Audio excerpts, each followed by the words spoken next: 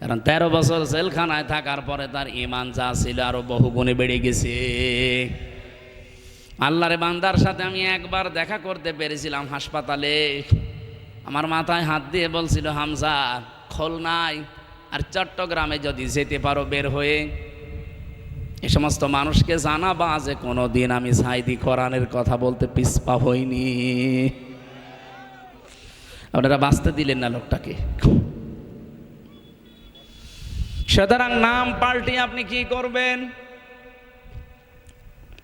আলা তানাবাসু বিল আলকাব বিইসাল ইসমুল ফুসুক বাদাল ঈমান ওয়া মান লাম ইয়াতুব ফাউলাইকা হুমুজ জালিমুন।